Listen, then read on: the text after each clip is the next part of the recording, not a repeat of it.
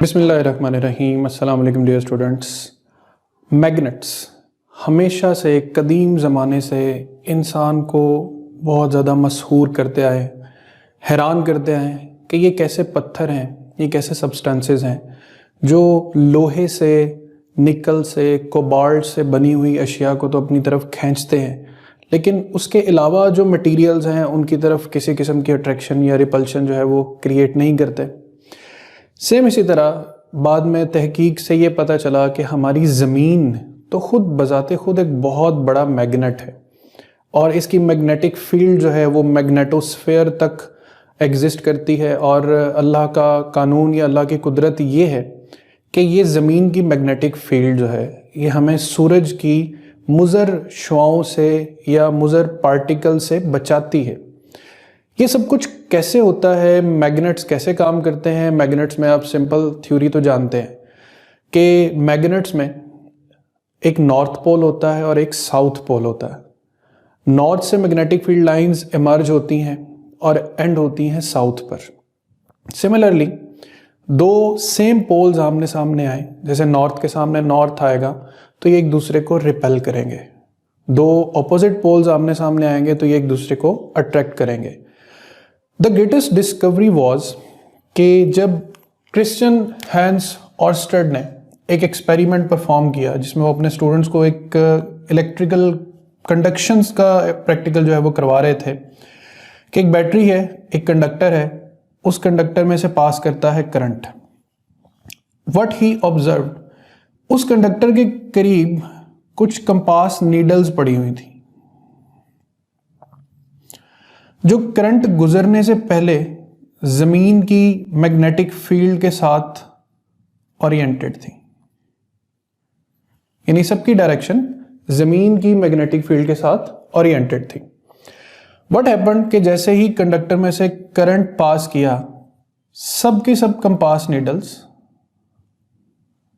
एक खास ओरिएंटेशन में अलाइंड हो गई, ऐसे जैसे वो किसी पैटर्न को या जैसे किसी फोर्स को फॉलो कर रही।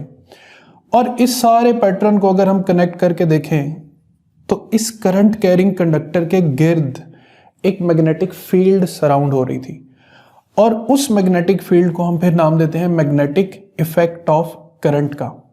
और it is a natural process कि जब भी किसी कंडक्टर में से करंट पास करता है तो उसके गिर्द क्रिएट होती है एक मैग्नेटिक फील्ड। अब थोड़ा सा एम्पिरिकली हम इस मैग्नेटिक फील्ड पे डिस्कशन करते हैं कि लेट्स से यही कंडक्टर है हमारे पास,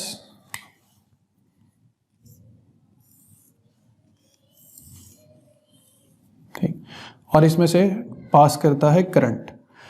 स्टूडेंट्स, अब इसके गिर्द प्रोड्यूस होनी है मैग्नेटिक फील्ड। अब इस मैग्नेटिक फील्ड में क्या आपने चीज़ें याद रखनी है? नंबर वन तो हमें इस मैग्नेटिक फील्ड की डायरेक्शन का समझ आना बहुत ज़रूरी है। उसका तरीक़ेकार ये है कि आप अपना राइट हैंड यूज़ करेंगे, अपना थंब आप करंट की डायरेक्शन में प्रोजेक्ट कर दें। नंबर वन पे आपको ये चीज़ पता होना ज़रूरी है कि नॉर्थ और साउथ की डायरेक्शन क्या है। तो जिस तरह ये मेरे हाथ की अरेंजमेंट है, थंब करंट की डायरेक्शन में है और नेचुरली मेरी फिंगर्स जिस तरफ माउल्ड होंगी, जिस तरफ ट्विस्ट होंगी, उस डायरेक्शन में साउथ क्रिएट होगा। यानी जिस तरफ मेरी फिंगर्स हैं वहां पर साउथ है, नॉर्थ है, और उसके ऑपोजिट साइड पे ऑटोमेटिकली साउथ क्रिएट होगा। एक बात याद रखनी है कि मैग्नेटिक फील्ड में नॉर्थ और साउथ ही कभी एक दूसरे से अलग नहीं होते। अगर एक साइड नॉर्थ है तो ऑटोमेटिकली दूसरी साइड जो है वो साउथ क्रिएट होगी। अब चूंकि सर्कुलर मैग्नेटिक फील्ड है तो सर्कल की दो ही डायरेक्शंस होती है, या वो एंटी क्लॉकवाइज होता है या वो क्लॉकवाइज होता है। तो आपने फिर थंब करंट की डायरेक्शन में प्लेस करना है और अपनी फिंगर्स को कर्ल करना है। आपकी फिंगर्स जिस डायरेक्शन में नेचुरली कर्ल करेंगी that will be the direction of magnetic field. So अभी देखें करंट अपवर्ड डायरेक्शन में है तो आप अपनी सिर्फ फिंगर्स को गौर कर लें। आप अपनी फिंगर्स को अपने सामने हाथ लें और अपनी फिंगर्स को देखें किस तरह ट्विस्ट हो रही। आपको देखने पे यूं कंफर्म होगा कि जो मैग्नेटिक फील्ड लाइंस है उनकी डायरेक्शन एंटी क्लॉकवाइज है। अच्छा, यहीं से हम थोड़ा सा चेंज करते हैं डायरेक्शन को, करंट की डायरेक्शन डाउनवर्ड कर देते हैं। अब थंब ऊपर तो नहीं करेंगे, अब हम थंब डाउनवर्ड करेंगे। फिंगर्स जिस तरफ ट्विस्ट हो रही हैं इट मीन्स अब इस तरफ नॉर्थ बनेगा और इस तरफ साउथ बनेगा। फिर उसी तरह थंब डाउन करके आप हाथ को कर्ल दें, तो अब इस हाथ को अपने सामने करके देखना आपने, बिल्कुल नज़रों के सामने, तो आपकी फिंगर्स क्लॉकवाइज घूमती नजर आएंगी। तो अब मैं कह सकता हूं कि अब जो मैग्नेटिक फील्ड लाइंस की डायरेक्शन है वो क्लॉकवाइज बन गई है बजाय एंटी क्लॉकवाइज के। तो यहां पर हम आंसर देंगे क्लॉकवाइज। इट मीन्स जो मैग्नेटिक फील्ड की डायरेक्शन है वो करंट की डायरेक्शन पे डिपेंड करती। करंट इस कंडक्टर में अपवर्ड है तो द करंट, और अच्छा एक बात कि यहां पर हम सारा conventional current, not due two electrons, हम ड्यू टू पॉजिटिव चार्ज जो है वो करंट एज्यूम करके चलेंगे। तो करंट की डायरेक्शन अपवर्ड है तो एंटी क्लॉकवाइज, करंट की डायरेक्शन डाउनवर्ड है तो क्लॉकवाइज। अब इसके बारे में कुछ पॉइंट्स हैं कि ये मैग्नेटिक फील्ड उतनी देर तक एग्जिस्ट करेगी जितनी देर तक करंट एग्जिस्ट करेगा। करंट फ्लो करता रहेगा तो मैग्नेटिक फील्ड भी सस्टेन रहेगी। नंबर 2, जो स्ट्रेंथ ऑफ फील्ड होगी या तो रेंज ऑफ फील्ड होगी, तब फील्ड कितनी दूर तक एक्सटेंड करती, वो स्ट्रेंथ और वो range directly proportional to current है। आप करंट को वीकर करना शुरू कर दें, फील्ड भी वीकर होना शुरू हो जाएगी। आप करंट को स्ट्रॉन्गर करना शुरू कर दें तो फील्ड भी स्ट्रॉन्गर होना शुरू हो जाएगी। और जैसे ही आप करंट जीरो करेंगे, जो मैग्नेटिक फील्ड है वो भी जीरो हो जाएगी।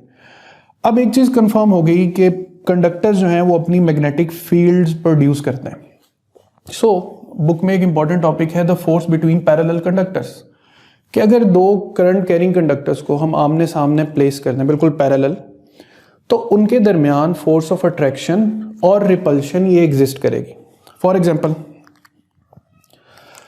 कि ये दो कंडक्टर्स हैं और लेट्स से कि इन दोनों में जो करंट की डायरेक्शन है वो अपवर्ड है। सो अब इनसे फील्ड क्रिएट करते हैं।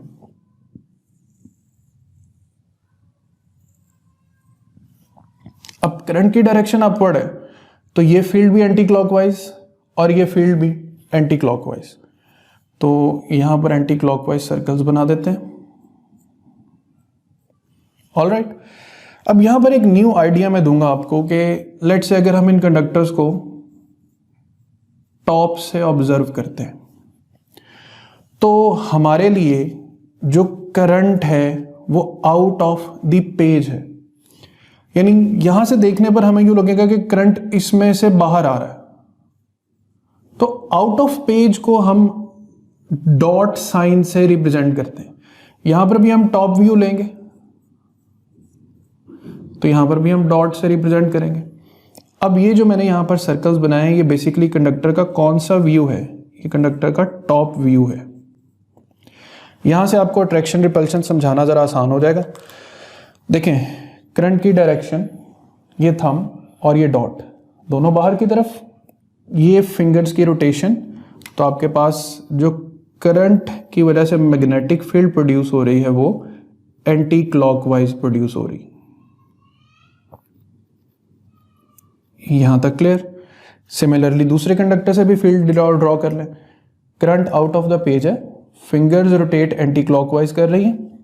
यहां पर भी जो मैग्नेटिक फील्ड डेवलप होगी वो एंटी क्लॉकवाइज ही डेवलप होगी। सो स्टूडेंट्स अब देखें कि जो मिड रीजन है वहां पर मैग्नेटिक फील्ड्स की डायरेक्शन एक दूसरे के ऑपोजिट है। यहां पर फील्ड डायरेक्शन अपवर्ड है, यहां पर फील्ड डायरेक्शन डाउनवर्ड है। तो व्हाट विल हैपन, ये दोनों फील्ड्स एक दूसरे के इफेक्ट को क्या करेंगी, कैंसल आउट करेंगी। कैंसिल करने की वजह से सेंट्रल रीजन में जो फील्ड होगी वो क्या हो जाएगी, वीक, जबकि कंपैरेटिवली जो साइड रीजन्स हैं वहां पर फील्ड एज इट इज क्या रहेगी, स्ट्रॉन्ग। अब देखें, जो फोर्स लगती है वो स्ट्रॉन्ग रीजन से किस तरफ लगती है, वीक रीजन की तरफ, हाई कंसंट्रेशन ऑफ लाइंस की तरफ से लो कंसंट्रेशन ऑफ लाइंस की तरफ। तो हम अपेरेंटली जब इन कंडक्टर्स को देखेंगे तो हमें यूं लगेगा कि ये कंडक्टर्स एक दूसरे की तरफ मूव कर रहे हैं, यानी ये कंडक्टर्स एक दूसरे को क्या कर रहे हैं, अट्रैक्ट कर रहे हैं। So what you have to remember, अगर दो कंडक्टर्स में करंट की डायरेक्शन सेम हो, करंट की डायरेक्शन सेम हो, तो वो दोनों कंडक्टर्स एक दूसरे को क्या करेंगे, अट्रैक्ट करेंगे। आप ये दोनों वर्ड्स साथ मिलाकर याद रखें, same attraction, same attraction, same current direction, तो the conductors will attract each other. All right. Similarly, अब नेक्स्ट केस पर आते हैं कि हमारे पास जो कंडक्टर्स हैं उनमें करंट की डायरेक्शन ऑपोजिट है. इस कंडक्टर में अपवर्ड है और इस कंडक्टर में डाउनवर्ड है. अब इनसे जो फील्ड लाइंस डेवलप होंगी, देखें यहां तो करंट अपवर्ड डायरेक्शन में, तो थंब अपवर्ड और ये फिंगर्स की रोटेशन. अब देखिए फिंगर्स जैसे जा रही है ना, आप इस साइड को फोकस कर ले, आपने यहाँ पे एरो ड्रॉ करना और इसी एरो को फिर आपने ओरिएंटेशन में लाते हुए रोटेट कर देना. यहाँ पे करंट की डायरेक्शन डाउनवर्ड है, तो आपकी फिंगर्स देखें, ये फिंगर जिस लाइन के करीब से गुजर रही है उसी लाइन पर फिंगर्स की डायरेक्शन में एरो लगाएं और इसी एरो को घुमाते हुए लाकर यहाँ पे ड्रॉ कर दें. तो यहाँ पर एंटी क्लॉकवाइज और यहाँ पे क्लॉकवाइज रोटेशन आ रही. अब अगर यहाँ पर भी हम सेम उसी तरह टॉप व्यू देखें तो यहाँ से तो current out of the page लगेगा, लेकिन यहां से हमें यूं लगेगा कि करंट इनटू द कंडक्टर है. तो देखें ये ऑब्जर्वेशन हमारे लिए डॉट और ये ऑब्जर्वेशन हमारे लिए क्रॉस. डॉट का मतलब होता है आउट ऑफ द पेज और क्रॉस का मतलब होता है इनटू द पेज. अब यहां से फील्ड लाइंस ड्रॉ करते हैं. फील्ड तो कंडक्टर की वजह से सर्कुलर होगी. अब इसकी डायरेक्शन क्या होगी, देखें डॉट है, out of the page thumb और ये फिंगर्स रोटेशन, तो ये रही करंट की डायरेक्शन. यहां पे है क्रॉस. अब आपने थंब को बोर्ड की तरफ लेकर जाना है, ये इनटू द पेज हो गया और आपकी फिंगर्स जिस तरफ कर्ल कर रही हैं आपने एज इट इज वहां पर एरोज लगा देने हैं. अब हमारे पास एक डिफरेंट ऑब्जर्वेशन है. सेंटर में जो मिड पॉइंट है वहां पे फील्ड डायरेक्शन सेम है, दोनों कंडक्टर्स की फील्ड की डायरेक्शन सेम है. तो सेम डायरेक्शन की वजह से यहां पर फील्ड क्या हो जाएगी, स्ट्रॉन्ग होगी. और कंपैरेटिवली साइड फील्ड्स फिर क्या हो जाएगी, वीक हो जाएगी. और स्ट्रॉन्गर से फोर्स किस तरफ लगती है, वीकर रीजन की तरफ. तो अपेरेंटली जब आप इन कंडक्टर्स को ऑब्जर्व करेंगे तो आपको यूं लगेगा कि ये कंडक्टर्स एक दूसरे से अवे जा रहे हैं, यानी ऐसे लगेगा जैसे कि कंडक्टर्स एक दूसरे को रिपेल कर रहे हैं. तो करंट की डायरेक्शन क्या है, ऑपोजिट, और कंडक्टर्स क्या कर रहे हैं, रिपेल. तो जब करंट कैरिंग कंडक्टर्स की बात हो तो टर्मिनोलॉजीज थोड़ी बदल जाती हैं. देखें स्टूडेंट्स, जैसे आप लोग याद रखते हैं कि चार्जेस सेम हो तो रिपेल करते हैं, चार्जेस ऑपोजिट हो तो अट्रैक्ट करते हैं. अब आपने इससे उलट बात याद रखनी है. अगर तो होंगे चार्जेस तो सेम पे रिपल्शन आएगी, अगर होंगे करंट कैरिंग कंडक्टर्स तो सेम पे अट्रैक्शन आएगी. चार्जेस अगर होंगे ऑपोजिट तो अट्रैक्शन आएगी, लेकिन करंट्स अगर ऑपोजिट होंगे तो फिर ये आपस में एक दूसरे को रिपेल करेंगे. यहाँ पर एमसीक्यूज जो हैं वो इसी तरह या तो डायग्रामेटिक एमसीक्यूज आते हैं एमडी कैट या ई कैट के पेपर्स में भी. सिमिलरली आपसे ये पूछा जा सकता है कि अगर दो करंट कैरिंग कंडक्टर्स में करंट की डायरेक्शन सेम है तो फील्ड जो है उनके मिड पॉइंट पर लेट से 3 पॉइंट्स दिए हो सकते हैं, एक्स वाई जी. तो यहाँ पर वाई पॉइंट पर जो फील्ड है वीक है, एक्स और जेड पॉइंट पर जो फील्ड है वो स्ट्रांग है. सो ये पैरेलल कंडक्टर्स और मैग्नेटिक इफेक्ट ऑफ करंट हो गया. इसी तरह अब फाइनलाइज में यहाँ पर करूँगा कि आपने एक बात याद रखनी है कि वो कंडक्टर जो करंट कैरी करता है वो अपनी एक मैग्नेटिक फील्ड क्रिएट करता है जो उसे सराउंड करती है. फील्ड की डायरेक्शन डिपेंड करती है करंट की डायरेक्शन पर. अच्छा, अब देखें ये कंडक्टर जो अपनी फील्ड प्रोड्यूस कर रहा है, अगर मैं इस कंडक्टर को पिक करूं और किसी एक्सटर्नल मैग्नेटिक फील्ड में प्लेस कर दूं तो what do you expect, I simply expect a force. चूंकि ये भी एक फील्ड है और इसकी भी अपनी फील्ड है और जब भी दो मैग्नेटिक फील्ड्स आमने सामने आती हैं तो एक इंटरेक्शन होता है जिससे क्या क्रिएट होती है, फोर्स क्रिएट होती है. सो अब हमारा नेक्स्ट टॉपिक भी जो हम पढ़ने जा रहे हैं वो यही है, force on a current carrying conductor in external magnetic field. So dear students, अब हम पढ़ने जा रहे हैं force on a current carrying conductor in external magnetic field. इसमें सबसे पहले आपने इंटेग्रली ये समझना है, ये तो रहा हमारा topic force on current carrying conductor in external magnetic field. सबसे पहले एक्सटर्नल मैग्नेटिक फील्ड क्या है। आप एक एक्सटर्नल मैग्नेट लेकर आते हैं और उसको किसी सरफेस पर, किसी प्लेन पर ऐसे प्लेस करते हैं, जैसे फॉर एग्जांपल ये मेरा हाथ है, एक प्लेन है। अब ये जो ब्लैक साइड है ये मैग्नेट का नॉर्थ पोल है। तो मैं अगर नॉर्थ पोल इसके सामने यूँ प्लेस करता हूँ तो नॉर्थ से फील्ड लाइंस निकल के हाथ में एंटर हो रही, एंटर होंगी तो ऑब्वियसली इमिट भी होंगी। अब जहाँ पर फील्ड एंटर हो रही है, इनटू द हैंड जा रही, उस इनटू वाली जगह को मैं क्रॉसेस से रिप्रेजेंट कर सकता हूँ, यानी हाथ पे क्रॉसेस लगा के बता सकते हैं कि जी इस सरफेस पर फील्ड इनटू द पेज है। और ये जो बैक साइड है, यहाँ से फील्ड देखेंगे तो इमर्ज होगी, तो वहाँ पर डॉट्स लगाकर बताया जा सकता है कि field out of the page है। तो ये हमारे पास होगी external magnetic field. Cross represent करेगा इनटू द पेज को, डॉट रिप्रेजेंट करेगा आउट ऑफ द पेज को। एक चीज़ ये, दूसरी चीज़ पिछले टॉपिक से रिपीट करवा दूँ कि जब भी किसी कंडक्टर में से करंट पास करता है तो उसके गिर्द एक मैग्नेटिक फील्ड सराउंड होती। इस कंडक्टर में करंट अपवर्ड है तो एंटी क्लॉकवाइज फील्ड प्रोड्यूस हो रही, यहाँ पे करंट डाउनवर्ड है तो क्लॉकवाइज फील्ड प्रोड्यूस हो रही। अब इन दोनों चीज़ों को हम कनेक्ट करेंगे अपने टॉपिक में कि हमारे पास क्रॉसेस हैं, यानी हमारे पास एक्सटर्नल मैग्नेटिक फील्ड है जो किस तरह ओरिएंटेड है, इन टू द पेज। हमारे पास एक कंडक्टर है जिसकी लेंथ L है और अब क्या है कि इस कंडक्टर में से हम पास करेंगे करंट I, ठीक है। तो ये जो I करंट इसमें से पास करेगा, इस कंडक्टर में अपनी भी एक फील्ड प्रोड्यूस होगी। और मैंने पिछले टॉपिक में भी आपको ये कहा था कि जब इस कंडक्टर की फील्ड और इस एक्सटर्नल मैग्नेटिक फील्ड का आपस में इंटरेक्शन होगा तो एक फोर्स जनरेट होगी। लेट्स से मैं कहता हूं कि ये फोर्स इस पे एग्जर्ट होती है इस डायरेक्शन में। ये मैंने यही डायरेक्शन क्यों चूज की है, इसका मैं आपको अभी आगे फर्दर प्रोसेस बताता हूं। एक्सपेरिमेंट्स कहते हैं कि ये फोर्स जो इस कंडक्टर पर लगती है, ये फोर्स डायरेक्टली प्रोपोर्शनल है स्ट्रेंथ ऑफ करंट के। हम करंट एक्सीड करते हैं लिमिट से तो फोर्स भी एक्सीड कर जाती। इसी तरह ये फोर्स डायरेक्टली प्रोपोर्शनल है लेंथ के L के। ये फोर्स डायरेक्टली प्रोपोर्शनल है एक्सटर्नल मैग्नेटिक फील्ड के ILB। अब एक अहम चीज़ जो इसमें इन्वॉल्व है वो ये कि ये फोर्स डायरेक्टली प्रोपोर्शनल है साइन ऑफ थीटा के। यानी एक्सपेरिमेंट्स हमें ये बताते हैं कि जब हम कंडक्टर को मैग्नेटिक फील्ड के साथ परपेंडिकुलर प्लेस करते हैं, अब देखें मैग्नेटिक फील्ड है इनटू द पेज और ये पड़ा है कंडक्टर, तो एंगल कितना बन रहा है 90 एंगल पे फोर्स मैक्सिमम एग्जर्ट होती।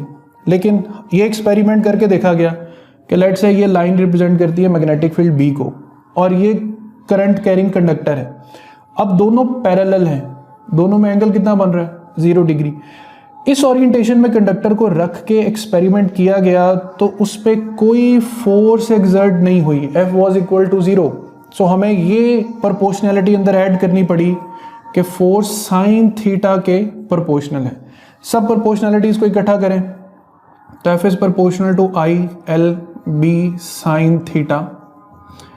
F is equal to constant K ILB sine theta.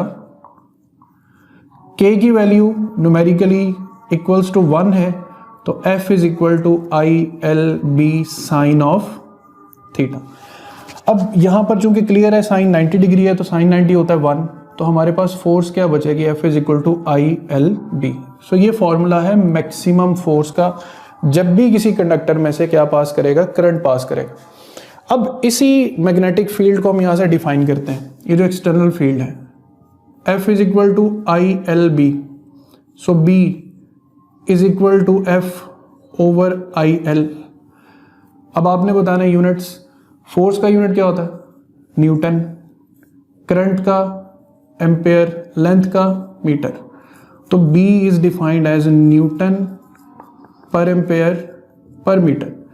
इस पूरी टर्म को हम नाम देते हैं टेस्ला का। ये जो टेस्ला है ये यूनिट है MKS, ठीक है। और एक टेस्ला जो है ये बराबर होता है 10⁴ गॉस के, और ये जो गॉस है ये CGS यूनिट है। सो ऑनवर्ड जहां पर भी आप मैग्नेटिक फील्ड से इंटरेक्ट करेंगे, मैग्नेटिक फील्ड ऑब्जर्व करेंगे, तो मैग्नेटिक फील्ड का यूनिट आप क्या यूज करेंगे, टेस्ला यूज करेंगे। दो फील्ड्स फिजिक्स में बहुत अहम है, इलेक्ट्रिक फील्ड और मैग्नेटिक फील्ड। इलेक्ट्रिक फील्ड का यूनिट क्या था, न्यूटन पर कूलम या फिर वोल्ट पर मीटर, और मैग्नेटिक फील्ड का यूनिट क्या है, टेस्ला। तो आने वाले चैप्टर्स में आपको पता चलेगा कि कैसे इलेक्ट्रिक और मैग्नेटिक फील्ड जो हैं वो इंटरेक्टेबल फील्ड्स हैं और किस तरीके से हम इनसे काम ले सकते हैं। अब इसके बाद अगली बात आती है कि वाई एक्चुअली फोर्स एक्ट, ये फोर्स लग क्यों रही है और इसी डायरेक्शन में क्यों लग रही है। फर्ज करें आपके पास एक कंडक्टर है जिसका आप टॉप व्यू ले रहे हैं। मैं यहाँ पर मेंशन कर दूं कि आप यहाँ पर कौन सा व्यू ले रहे हैं, टॉप व्यू। और टॉप व्यू आप ऐसे ले रहे हैं कि इसमें से करंट है out of the page, out of the page current आ रहा है। अब देखें हमने इस कंडक्टर के गिर्द फील्ड भी अप्लाई की हुई है, तो फील्ड लाइंस किस तरफ होती हैं, नॉर्थ से साउथ की तरफ। ऑलराइट, तो ये हमने एक्सटर्नल फील्ड ड्रॉ कर दी। अब क्लियर है कि चूंकि इस कंडक्टर में से भी करंट पास कर रहा है तो ये कंडक्टर अपनी फील्ड भी प्रोड्यूस करेगा। अब आप खुद ही अंडरस्टैंड कर लेंगे कि thumb out of the page, ये अपने फिंगर्स कर्ल करनी है तो एंटी क्लॉकवाइज मैग्नेटिक फील्ड की डायरेक्शन बन रही। नाउ वॉच केयरफुली, इस साइड पर दोनों फील्ड्स की डायरेक्शन ऑपोजिट है, so they will cancel each other. यहां पर दोनों फील्ड्स की डायरेक्शन सेम है तो ये अपने आप को स्ट्रॉन्ग कर लेंगे। अब स्ट्रॉन्ग से वीक रीजन की तरफ फोर्स लगेगी, सो कंडक्टर पे इस साइड की तरफ क्या एग्जर्ट होगी, फोर्स। अगेन वॉच, नॉर्थ से साउथ लाइंस एक्सटर्नल फील्ड की। कंडक्टर में current out of the page है तो उसकी जो मैग्नेटिक फील्ड बन रही है, उसकी मैग्नेटिक फील्ड को जब आप देखेंगे तो लेफ्ट साइड पे कैंसिलेशन है, राइट साइड पे सपोर्ट है। कैंसिलेशन की वजह से फील्ड क्या हो जाएगी, फील्ड वीक हो जाएगी, और इन्हेंसमेंट की वजह से फील्ड स्ट्रॉन्ग होगी, और स्ट्रॉन्ग से फोर्स किस तरफ लगेगी, वीक रीजन की तरफ। अब कंडक्टर पे फोर्स किस डायरेक्शन में लगनी है, बार बार डायग्राम्स तो नहीं बना सकते हम, राइट हैंड यूज करना और इसको प्रैक्टिस करना है। जितना प्रैक्टिस करेंगे उतना आप इजीली करंट डायरेक्शन या कंडक्टर डायरेक्शंस को बता सकते हैं। अच्छा, अब देखिए लेंथ की तो कोई डायरेक्शन नहीं होती, ऊपर से नीचे की तरफ देखें लंबाई तब भी वही है, नीचे से ऊपर की तरफ भी लंबाई वही है, तो यहां पर करंट हमें सपोर्ट करेगा। आपने लेंथ की डायरेक्शन क्या लेनी है, जिस डायरेक्शन में करंट है। तो क्या करना है आपने, देखें आपकी जो फिंगर्स हैं ये लाइंस की तरह है, तो ये मैग्नेटिक फील्ड लाइंस इनको समझना है, और ये जो करंट है ये जो थंब है ये करंट की डायरेक्शन को शो करेगा। जब आप फिंगर्स और थंब की डायरेक्शन को प्रॉपर प्लेसमेंट देंगे तो आपकी जो पूरी पाम है ये आपको फोर्स की डायरेक्शन बताएगी। अब देखें मैं आपके सामने जैसे एक्सपेरिमेंट करता हूं, क्रॉस का मतलब है इनटू द पेज, यानी मुझे अपनी फिंगर्स बोर्ड की तरफ प्रेजेंट कर देनी है, प्रोजेक्ट कर देनी है, क्योंकि fingers into the page present हो गई। अब थंब नीचे की तरफ करना है या ऊपर की तरफ, करंट की डायरेक्शन देखें, ऊपर की तरफ है तो करंट भी ऊपर की तरफ, थंब भी ऊपर की तरफ। अब जो पाम बन रही है ये पाम किस तरफ पॉइंट कर रही है, ये पाम उसी तरफ पॉइंट हो रही है जिस तरफ मैंने फोर्स की डायरेक्शन बताई थी। तो आप सिंपली क्या करेंगे, जैसे भी आपको फील्ड नजर आ रही, क्रॉस है फौरन अपनी फिंगर्स को इसमें प्रोजेक्ट कर दें, करंट की डायरेक्शन में थंब प्लेस करें, तो जिस तरफ आपकी पाम हथेली बनेगी उसी तरफ फोर्स लगेगी। और आसान याद रखें, जिस तरफ थप्पड़ लगता है उसी तरफ फोर्स लगती, तो जिस तरफ आपका थप्पड़ बन रहा होगा ना उसी तरफ फोर्स की डायरेक्शन भी क्रिएट हो रही होगी। जैसे यहां पर मैं क्रॉस की बजाय अगर डॉट प्लेस कर दूं,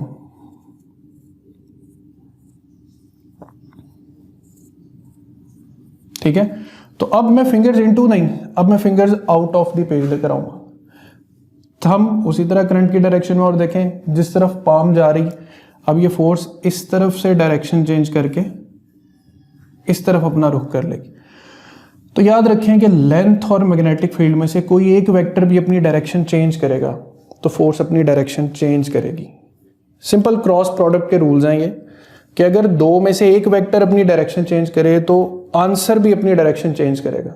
लेकिन अगर दोनों वेक्टर्स अपनी डायरेक्शन चेंज कर लें, यानी ये क्रॉस से डॉट हो गया तो ये भी अपवर्ड से क्या हो जाए, डाउनवर्ड, तो अपवर्ड से डाउनवर्ड होने पर फोर्स की फिर सेम यही डायरेक्शन आ जाएगी। देखें अब field out of the page है और थंब डाउनवर्ड कर लूंगा मैं, तो देखें पाम फिर उसी डायरेक्शन में क्रिएट होगी। सो हम इस चीज़ को फाइनलाइज करते हैं कि एल और बी वेक्टर्स जो हैं, अब ये जो फॉर्मूला था I L B sine theta, हम इसे सिंपली लिख सकते हैं F is equal to I, चूंकि ये स्केलर है, एल क्रॉस बी, ये वेक्टर प्रोडक्ट है, क्योंकि L B sine theta is just like A B sine theta. Alright, तो आई स्केलर है, एल क्रॉस बी। अब एल क्रॉस बी, ये एल क्रॉस बी, एल और बी के दरमियान कोई भी एंगल पॉसिबल है, बट याद रखें फोर्स हमेशा बी के साथ भी परपेंडिकुलर होगी, फोर्स हमेशा एल के साथ भी परपेंडिकुलर होगी। सो फाइनल इज कि L and B can have any angle between them, but force is always perpendicular to L cross B. अच्छा, और फाइनली इस जगह पे राइट हैंड कैसे यूज करना आपने, देखें ये मैग्नेटिक फील्ड की डायरेक्शन बन रही और यही करंट की। अगर आपका थंब बिल्कुल फिंगर्स के साथ जुड़ जाए, बिल्कुल फिंगर्स के साथ जुड़ जाए, या ऐसी सिचुएशन हो कि आपको थंब को उस डायरेक्शन में लेके जाना पड़े जो फिंगर से ऑपोजिट है, जो आप नहीं कर सकते, तो देखें अगर थंब बिल्कुल जुड़ जाए तब भी फोर्स नहीं लगेगी, अगर थंब को बिल्कुल ऑपोजिट करना पड़े इस डायरेक्शन के मुताबिक तब भी फोर्स नहीं लगेगी। उसकी रीजन पैरेलल होगा तो एंगल 0 बनेगा और साइन 0 0 होता है, एंटी पैरेलल होगा तो 180 डिग्री एंगल बनेगा और साइन 180 भी 0 होता है। सो रिमेंबर 0 से लेकर या 1 डिग्री से लेकर, अब 0 से ग्रेटर एंगल हो, लेट से 1 डिग्री से ही चले जाते हैं, 1 डिग्री से लेकर 179 डिग्रीज तक फोर्स एग्जर्ट हो सकती है। 0 डिग्री पर और 180 डिग्री पर कोई फोर्स एग्जर्ट नहीं होगी। तो ये था आज का हमारा topic, force on a current carrying conductor in external magnetic field. तो स्टूडेंट्स, इस टॉपिक से रिलेटेड अब क्वेश्चंस को प्रैक्टिस करते हैं। तो पहले जो कंडक्टर्स के दरमियान अट्रैक्शन या रिपल्शन के केसेस हैं, उससे एमकैट में हर साल कुछ ना कुछ क्वेश्चंस जो हैं वो ज़रूर आते हैं। तो उसमें दो चीज़ों को याद रख लेना है आपने कि अगर दो कंडक्टर्स करंट सेम डायरेक्शन में कैरी करते हैं तो आपने ये ऐसे भूल जाता है अक्सर, मोस्टली मैं खुद इस चीज़ को बड़ा ट्राई कर चुका हूँ, मेरे जन से भी अक्सर स्किप हो जाता है। तो इसको याद रखने का तरीका ये है कि आप चार्जेस को याद रखें और चार्जेस और करंट को अपोजिटली याद रखें कि चार्जेस अगर सिमिलर हों तो रिपेल करते हैं, करंट डायरेक्शंस अगर सेम होंगी तो वो अट्रैक्ट करेंगे। तरीकेकार आप देख चुके हैं कि ये अट्रैक्शन होती क्यों है, क्योंकि कुछ पॉइंट्स पे फील्ड वीक हो जाती है और कुछ पे स्ट्रॉन्गर हो जाती है। सेम इसी तरह दो करंट कैरिंग कंडक्टर्स अगर करंट ऑपोजिट डायरेक्शन में कैरी करते हैं तो फिर चार्जेस याद रखें कि अगर चार्जेस ऑपोजिट हैं तो उनके दरमियान अट्रैक्शन होगी, लेकिन अगर करंट्स की डायरेक्शन ऑपोजिट है तो उनके दरमियान रिपल्शन होगी। अब फॉर एग्जांपल एक बहुत बेसिक सिंपल कॉन्सेप्ट से शुरू करते हैं कि तीन कंडक्टर्स ए बी एंड सी, तीनों में करंट की डायरेक्शन सेम है। तो पूछा जाए कि what is the net force on B. अब आप अलग अलग करके इनको डील करें। ए और बी के दरमियान करंट की डायरेक्शन सेम है तो अट्रैक्शन है, ये दोनों एक दूसरे की तरफ अट्रैक्ट हो रहे हैं। फिर बी और सी को भी देखें कि बी और सी में भी करंट की डायरेक्शन सेम है तो ये भी अट्रैक्ट हो रहे हैं। अब बी पर लगने वाली जो नेट फोर्स है वो क्या होगी आपके सामने, इट इज़ ऑब्वियस कि ये नेट फोर्स क्या होगी, 0, क्योंकि जितनी फोर्स से इसको सी अट्रैक्ट कर रहा है उतनी ही फोर्स से ए भी अट्रैक्ट कर रहा है। सिमिलरली यहाँ पर तीन conductors, let the conductor A, conductor B and conductor C. अब नेट फोर्स क्या होगी बी पर, तो ए और बी के अगर दरमियान हम देखें तो करंट की डायरेक्शन ऑपोजिट है तो ये एक दूसरे को कर रहे हैं रिपेल, यानी that's how they are repelling each other. और फिर इसी तरह जो हमारे पास B और C है उसके दरमियान भी करंट की डायरेक्शन ऑपोजिट बन रही है तो ये भी एक दूसरे को रिपेल कर रहे हैं। अब अगेन अगर हम B के ऊपर लगने वाली नेट फोर्स देखें तो हमारे पास आंसर क्या आ जाएगा, नेट फोर्स 0 आ जाएगी। अब X, Y, Z तीन कंडक्टर्स हैं, ये क्वेश्चन MD-CAT में आ भी चुका है। तो नेट फोर्स Y पर किस डायरेक्शन में लग रही है। अब X और Y में करंट की डायरेक्शन सेम है तो there is an attraction. Attraction means के both are pulling each other. Y और Z में करंट की डायरेक्शन ऑपोजिट है, they are repelling each other. अब देखें Y कंडक्टर पे दो फोर्सेस लग रही हैं टूवर्ड्स X, तो Y कंडक्टर की जो नेट मूवमेंट होगी स्टूडेंट्स वो किस डायरेक्शन में होगी, X डायरेक्शन में होगी। इसी तरह अब एक केस है कि तीनों कंडक्टर्स में करंट की डायरेक्शन सेम है, जैसे हम इस सिचुएशन में देख चुके हैं, बट एक थोड़ा सा चेंजिंग यहाँ पर है। इस कंडक्टर में करंट का मैग्नीट्यूड 10 एम्पेयर है, इसमें 20 और इसमें 30 एम्पेयर। अब चूंकि करंट सेम नहीं है, लिहाजा नेट फोर्स बी पर लगेगी। अब वो किस डायरेक्शन में लगेगी उसको देखते हैं। तो यहाँ पर एक छोटा सा हिंट याद रख लें कि जो नेट फोर्स है स्टूडेंट, वो प्रोडक्ट ऑफ करंट्स के प्रोपोर्शनल है, I1 एंड I2। अब एक बात अंडरस्टूड है कि A और B के दरमियान करंट की डायरेक्शन सेम है, तो ये अट्रैक्ट कर रहे हैं, they are attracting each other. B और C के दरमियान कंपैरिजन करें तो भी करंट की डायरेक्शन सेम है, they are also attracting each other. But चूंकि करंट्स सेम नहीं है, तो अब देखें प्रोडक्ट देखें, 10 इंटू 20 इनके दरमियान 200 न्यूटन के राउंड अबाउट लेट से फोर्स क्रिएट हो रही, और 20 इंटू 30 600 न्यूटन के राउंड अबाउट। तो जो attraction between B and C it is much more greater, at least 3 times greater than the attraction between A and B। तो B कंडक्टर पे जो बच्चों फोर्स लगेगी वो लगेगी टुवर्ड्स C। तो ये कॉन्सेप्ट जहन में रखना है। फिर इसी तरह कंडक्टर की ओरिएंटेशन दी हूँ, जैसे ये कंडक्टर A, ये B और कंडक्टर C। अब पूछा जाए कि A और B की वजह से कंडक्टर C पर रिजल्टेंट फोर्स की डायरेक्शन क्या है। तो देखें दोनों की डायरेक्शन, दोनों में करंट की डायरेक्शन क्या है, ऑपोजिट। ऑपोजिट क्या करेंगे, रिपेल। यानी लेट से कि ये कंडक्टर इस डायरेक्शन में रिपेल हो रहा है, ये भी ऑपोजिट डायरेक्शन में, तो इसकी वजह से भी रिपल्शन। यहाँ से एक स्ट्रेट लाइन ले जाकर रिपल्शन को शो कर दें। इसी तरह यहाँ से भी एक स्ट्रेट लाइन लानी थी रिपल्शन शो करने की। अब ये फोर्स, ये भी फोर्स, तो दो फोर्सेज एक बॉडी पे लग रही हैं, तो रिजल्टेंट कितनी लग रही है उसको हेड टू टेल से ऐड कर दें। ठीक है, तो ये रिजल्टेंट फोर्स लग रही है कंडक्टर C पर because of conductor A and conductor B।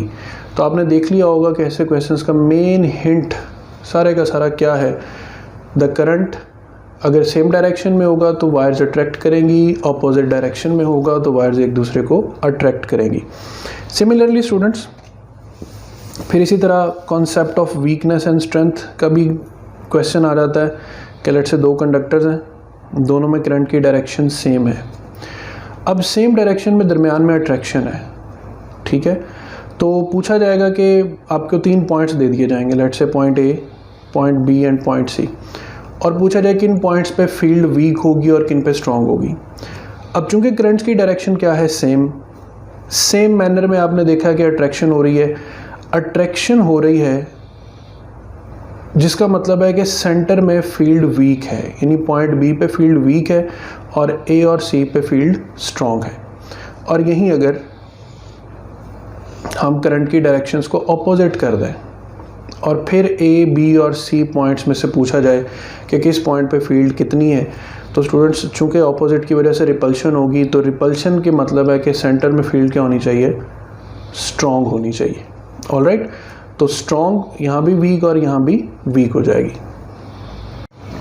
Students, फिर इसी तरह जैसे मैंने लेक्चर में आपको थोड़ा सा वाजे किया कि क्वेश्चंस में टॉप और बॉटम व्यूज़ बहुत इंपॉर्टेंट है, और MCAT में ये क्वेश्चन आ भी चुके हैं टॉप और बॉटम व्यू के अकॉर्डिंग। तो मैं आपको इसका बड़ा एक आसान मेथड बता रहा हूँ कि आप कहाँ से ऑब्ज़र्व कर रहे हैं करंट को। एक बात कि हम ऑब्ज़र्व कर रहे हैं कन्वेंशनल करंट को।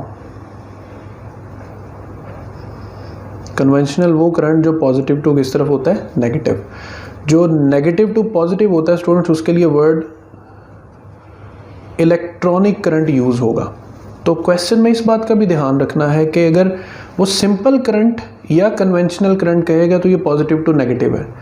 अगर उसने आपको ज़्यादा ही घुमाना है क्वेश्चन में कि नेगेटिव से पॉजिटिव वाला करंट वो कंसिडर कर रहा होगा, तो वो फ्लो ऑफ इलेक्ट्रॉन्स का होगा और वो इलेक्ट्रॉनिक करंट की बात होगी। बहरहाल हम इसको कन्वेंशनल करंट पे डील करते हैं। तो फ़र्ज़ करें कि आपके सामने कंडक्टर है, पेपर आपके सामने है फॉर एग्जांपल MCAT का, और MCAT का पेपर आपके सामने है, आप उसमें देख रहे हैं कि कंडक्टर में वो कहता है कि करंट की डायरेक्शन अपवर्ड है। तो बताएं इस कंडक्टर की वजह से मैग्नेटिक फील्ड की डायरेक्शन क्या होगी, क्लॉकवाइज या एंटी क्लॉकवाइज। स्टूडेंट्स, अब ये ना पूछा हो कि वो टॉप व्यू पूछ रहा है या बॉटम व्यू पूछ रहा है, तो जहन में रखें कि अगर उसने कोई व्यू नहीं कहा तो बाय डिफ़ॉल्ट ये टॉप व्यू होता है। कोई व्यू नहीं कहा तो बाय डिफ़ॉल्ट ये कौन सा व्यू होता है, टॉप व्यू होता है। जैसे करंट की डायरेक्शन डाउनवर्ड है तो क्या मैग्नेटिक फील्ड की ओरिएंटेशन होगी, तो एक्चुअल में जब आपको कोई व्यू बताया नहीं होता तो वो बेसिक व्यू कौन सा होता है? Top view. अब आप यूँ समझ लें कि आप इस करंट को टॉप से भी देख रहे हैं और बॉटम से भी देख रहे हैं। गौर से देखें, अगर आप करंट को देख रहे हैं टॉप से, टॉप व्यू, तो आपके सामने करंट कंडक्टर से बाहर आ रहा है, यानी आउट ऑफ द पेज आ रहा है। आउट ऑफ द पेज को कैसे डिनोट करते हैं? डॉट से। इसी तरह अगर आप इस कंडक्टर को बॉटम से देख रहे हैं, ठीक है, तो आपके सामने current into the conductor जा रहा है। इन टू को किससे डिनोट करते हैं? क्रॉस से। अब आप अपना राइट हैंड यूज़ करें, सिंपल जैसे मैं बता रहा हूँ इसी तरह इसको बार बार प्रैक्टिस करना है। प्रैक्टिस करने से दिमाग का डब्बा खुलना, वैसे कुछ नहीं होना। नाउ अपवर्ड है तो अपने थंब को आप अपवर्ड डायरेक्शन में प्लेस कर दें। अब अपनी फिंगर्स की रोटेशन देखें, आपकी फिंगर्स जिस डायरेक्शन में रोटेट कर रही हैं ये इसका टॉप व्यू आ रहा है और वो क्या आ रहा है? Anti clockwise. यानी अगर इस कंडक्टर में करंट की डायरेक्शन अपवर्ड है तो इस वक्त जो फिंगर्स की रोटेशन है वो क्या है? Anticlockwise. लेकिन ये कौन सा व्यू है? Top view. अगर वो इसी क्वेश्चन को पूछ कहे कि a conductor is carrying current in upward direction, या पॉइंट्स मेंशन करके कह दे फ्रॉम ए टू बी कह दे, तो what will be the direction of magnetic field as viewed from bottom. तो अब बॉटम से आप देख रहे हैं तो क्रॉस बन रहा है। क्रॉस के लिए क्या करें? अपने थंब को इनटू द पेज लेकर जाएं और अब आप मेरी फिंगर की रोटेशन देखें, ये बिल्कुल ऐसे नहीं जैसे घड़ी की सिमत में घूम रही हैं। तो अब मैग्नेटिक फील्ड का जो व्यू बॉटम से होगा वो क्या हो जाएगा? क्लॉकवाइज हो जाएगा। सो प्रैक्टिस कर लें तो भी गुड है। ये अब मैंने एग्जैक्ट वैल्यूज़, एग्जैक्ट डायग्राम्स बना दी हैं, आप इनको भी प्रैक्टिस कर सकते हैं। अब आ जाए अगर करंट की डायरेक्शन डाउनवर्ड है, उसी तरह top view and bottom view. अब करंट की डायरेक्शन डाउनवर्ड है या बी टू ए है तो आप यहाँ से देखेंगे तो करंट इनटू द कंडक्टर जा रहा है, यहाँ पे क्रॉस बनेगा। यहाँ से देखेंगे तो current out of the conductor आ रहा है, यहाँ पर डॉट बनेगा। उसी तरह राइट हैंड रूल, क्रॉस के लिए इनटू द पेज थंब, और अब मेरे जो हाथ की रोटेशन है वो आपके सामने वाजे है कि ये रोटेशन मैग्नेटिक फील्ड की क्या डायरेक्शन शो कर रही है? Clockwise direction. यहाँ से current out of the page है, out of the page current हो तो डायरेक्शन ऑफ मैग्नेटिक फील्ड क्या बन रही है? Anti clockwise. सो बाय सिंपल डिफॉल्ट मीनिंग्स, अगर करंट कंडक्टर में कन्वेंशनल अपवर्ड है तो उसका टॉप या डिफ़ॉल्ट व्यू एंटी क्लॉकवाइज होगा, और उसको रिवर्स कर देना, कन्वर्स कर देना तो उसका बॉटम व्यू क्या होगा? क्लॉकवाइज। और जिसका टॉप व्यू क्लॉकवाइज होगा उसका बॉटम व्यू क्या हो जाएगा? एंटी क्लॉकवाइज हो जाएगा। तो इस तरीके से इन चीज़ों को याद कर लेना है स्टूडेंट्स। इसी तरह अब हमारे पास क्वेश्चंस जो F = I × L × B है उससे रिलेटेड क्वेश्चंस आ रहे हैं। तो पहले तो इक्वेशन बेस्ड क्वेश्चंस हो जाएंगे, और ऐसे क्वेश्चंस MD-CAT में पिछले 1-2 सालों में आए भी हैं कि आपको करंट गिवन है, लेंथ ऑफ कंडक्टर गिवन है, मैग्नेटिक फील्ड और साथ एंगल गिवन है थीटा। अब इस थीटा पे आपने याद रखना स्टूडेंट्स के साइन 0 डिग्री पे या साइन 180 डिग्री पे जो वैल्यू है साइन की वो 0 है। यानी अगर कंडक्टर की लेंथ पैरेलल टू बी है या कंडक्टर की length anti parallel to B है तो अंडरस्टूड है कि चाहे करंट भी हो, चाहे लेंथ भी हो, फील्ड भी हो, जो लगने वाली फोर्स है वो क्या हो जाएगी? 0 हो जाएगी। सो अगर कहीं पर कंडक्टर पैरेलल या एंटी पैरेलल या करंट की डायरेक्शन पैरेलल या anti parallel to magnetic field है तो उसको आपको कैलकुलेट करने की ज़रूरत नहीं है, उसका अंडरस्टूड आंसर है कि वो क्या होगा? 0 होगा। फिर साइन थीटा की या साइन 30 डिग्री की वैल्यू होती है 1/2। इसका मतलब है 30 डिग्री वो एंगल है जिस पर जो फोर्स है वो मैक्सिमम फोर्स का हाफ हो जाएगी, और मैक्सिमम कब होगी? ये अंडरस्टूड है कि at an angle of 90 degree, क्योंकि तब साइन की वैल्यू क्या हो जाएगी? मैक्सिमम हो जाएगी। अब स्टूडेंट्स एज यू नो कि क्रॉस रिप्रेजेंट करता है magnetic field into the page और डॉट रिप्रेजेंट करता है magnetic field out of the page. So अगर आपको कोई कंडक्टर मैग्नेटिक फील्ड में प्लेस्ड गिवन है और आपसे कहा जाता है कि इस पर फोर्स किस डायरेक्शन में, सर्टेन डायरेक्शन में लगेगी, तो आपने अपना राइट हैंड रूल अब कैसे यूज़ करना है। इसमें स्टूडेंट्स आपकी जो फिंगर्स हैं वो बिल्कुल लाइंस की तरह हैं। तो आप अपनी फिंगर्स को, लेट्स से ये मेरी फिंगर्स हैं, तो मैं इनको मैग्नेटिक फील्ड की तौर पे यूज़ करूँगा। जो मेरा थंब है इसको मैं लेंथ की डायरेक्शन में, या आप यूँ कह लें कि करंट की डायरेक्शन में यूज़ करूँगा, और जो मेरी पाम है, हथेली है, उस डायरेक्शन में कंडक्टर पे क्या लगेगी, फोर्स लगेगी। सब देखें, पहली डायग्राम, करंट अपवर्ड है, field into the page है, तो फिंगर्स फील्ड की तरह हैं, तो जिस तरफ फील्ड है मैंने उस तरफ अपनी फिंगर्स कर दी। अब जो करंट है वो मैंने थंब से शो करना है, तो देखें फील्ड्स में फिंगर्स डाउनवर्ड है, ठीक है, करंट की डायरेक्शन में थंब है। अब जिस तरफ ये थप्पड़ बन रहा है ना, याद रखें थप्पड़ की डायरेक्शन में फोर्स लगती, तो ये देखें जिस तरफ थप्पड़ बन रहा है ना उस तरफ इस कंडक्टर पे क्या लगेगी, फोर्स लगेगी, तो that will be the direction of force. Similarly इस कंडक्टर पे जो फोर्स है वो किस डायरेक्शन में लगेगी। अब एक बड़ा सिंपल सा रूल बता रहा हूँ, आपने पढ़ा तो हुआ है कि A cross B is not equal to B cross A। अगर आप फाइंड करते हैं A क्रॉस B तो वो इक्वल होता है negative of B cross A के।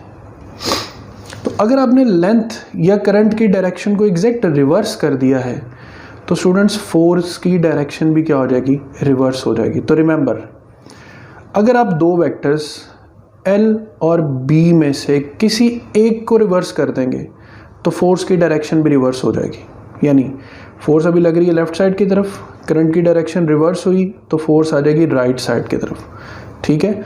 उसका तरीक़ेकार सिंपल उसी तरह, फील्ड इनटू द पेज, लेकिन अब देखें थंब को करंट की डायरेक्शन में रखें तो ये फोर्स थप्पड़ जो है वो इस डायरेक्शन में जा रहा है। सो अगर दो में से एक वेक्टर को रिवर्स करेंगे स्टूडेंट्स तो फोर्स की डायरेक्शन भी रिवर्स हो जाएगी। लेकिन दूसरी बात, अगर आप मैग्नेटिक फील्ड की भी डायरेक्शन को रिवर्स कर दें, यहाँ पर क्रॉस की बजाय डॉट्स लगा दें, तो दोनों वेक्टर्स की डायरेक्शन रिवर्स करने से याद रखें फोर्स की डायरेक्शन पे कोई फ़र्क नहीं पड़ेगा। तो बात गौर से सुननी है, F is equal to I into L cross B है। अगर L या B किसी एक वेक्टर की डायरेक्शन चेंज होगी तो फोर्स की डायरेक्शन चेंज होगी, और अगर दोनों वेक्टर्स रिवर्स हो जाएंगे, ठीक है। अब देखें current field out of the page है तो मैंने फिंगर्स अपवर्ड कर ली, करंट ये डाउन मेरी तरफ है और जो थप्पड़ है वो अभी भी उसी डायरेक्शन में जा रहा है जिस डायरेक्शन में पहली फोर्स थी, और मैंने किया क्या है, मैंने दोनों वेक्टर्स को रिवर्स कर दिया। तो बात आपने मेरी तवज्जो से सुन ली कि अगर एक वेक्टर रिवर्स हो तो फोर्स भी रिवर्स हो जाएगी, दोनों वेक्टर्स रिवर्स हो जाएंगे तो फोर्स की डायरेक्शन पे कोई फ़र्क नहीं पड़ेगा। ऑलराइट, फिर अगली बात कि there can be any angle between the conductor and the magnetic field. अब जैसे फॉर एग्जांपल कि आपके पास मैग्नेटिक फील्ड है B, तो जो कंडक्टर है वो इसके साथ पैरेलल भी हो सकता है, वो उसके साथ 30 डिग्री पे भी हो सकता है, 90 डिग्री पे भी हो सकता है, लेकिन फोर्स क्या है, फोर्स तो इनका क्रॉस प्रोडक्ट है। तो अगर हम L क्रॉस B या B cross L for example लेते हैं तो जो मेरा थंब है ये डायरेक्शन ऑफ फोर्स बताएगा, जो सिंपल राइट हैंड रूल हम यूज़ करते हैं क्रॉस प्रोडक्ट में। तो अब देखें आप एक चीज़ कि फॉर एग्जांपल ये दो वेक्टर्स हैं L और B, तो L और B के दरमियान कोई भी पॉसिबल एंगल हो सकता है, बट फोर्स जो है स्टूडेंट्स वो इसके साथ परपेंडिकुलर है, ठीक है, इसके साथ इस डायरेक्शन में आएगी। नाउ सी, ये जो फोर्स है ये L के साथ भी परपेंडिकुलर है, ये फोर्स B के साथ भी परपेंडिकुलर है। So we can simply say that कि V यहाँ पे लेंथ जो है L and B can have any angle,